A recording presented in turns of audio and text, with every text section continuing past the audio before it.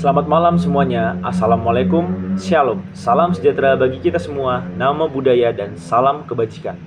Perkenalkan, nama saya Ferdinand Indra Basudewa Role dengan NIM 253114022. Topik yang akan saya bahas adalah agama dan eksistensial.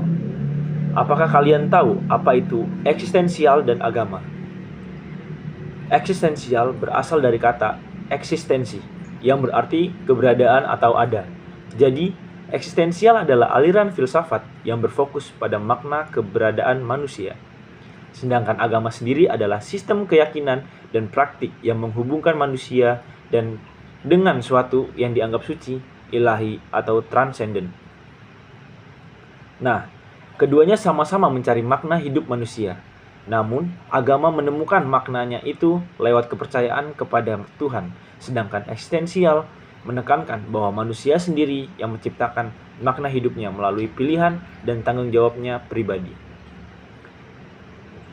Kita masuk lebih dalam lagi, mari simak video ini. Pemikiran eksistensial memberikan sudut pandang yang mendalam terhadap hakikat manusia dan keberadaannya di dunia.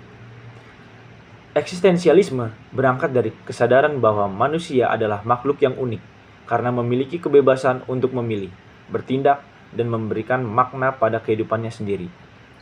Tidak seperti benda atau makhluk hidup lain yang telah ditentukan sejak awal. Manusia harus menciptakan makna melalui perjuangan eksistensial, yakni melalui pilihan, tindakan, serta tanggung jawab terhadap keputusan yang diambil. Dengan demikian, manusia tidak dapat melepaskan diri dari tanggung jawabnya mereka, sebab setiap pilihan menentukan arah dan nilai eksistensinya. Dalam konteks keberagaman, filsafat eksistensial menimbulkan dua arus besar pemikiran. Pertama, eksistensialisme religius, seperti yang dikemukakan oleh Soren Kierkegaard, menegaskan bahwa makna eksistensial manusia hanya dapat ditemukan melalui hubungan pribadi dengan Tuhan. Iman.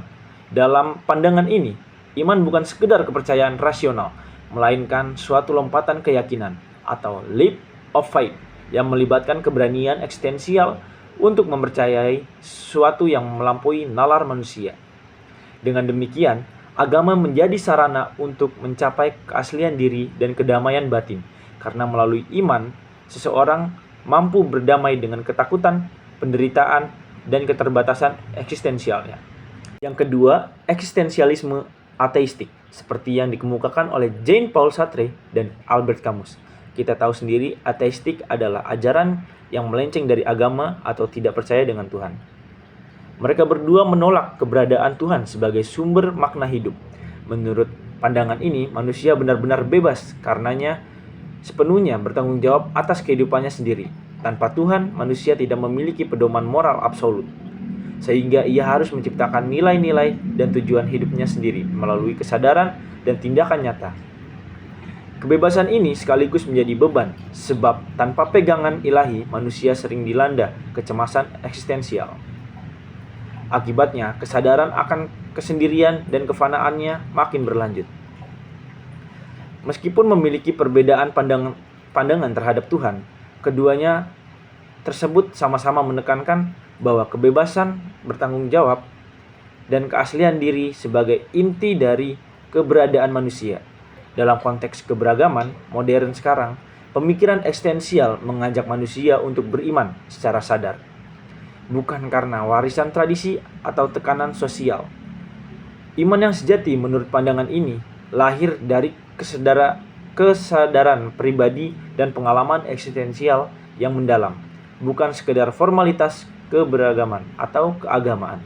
Dengan demikian, eksistensialisme dan agama sebenarnya dapat saling melengkapi. Filsafat eksistensial membantu manusia memahami kedalaman spiritualis secara personal, sedangkan agama memberi arah dan landasannya. Moral bagi kebebasan eksistensial tersebut, keduanya mendorong manusia untuk menjadi pribadi yang autentik, berani menghadapi kenyataan hidup, dan terus mencari makna sejati di tengah ketidakpastian dunia. Pada akhirnya, eksistensialisme menegaskan bahwa keberadaan manusia baru memiliki arti ketika ia hidup secara sadar, bertanggung jawab, dan berani mengambil keputusan.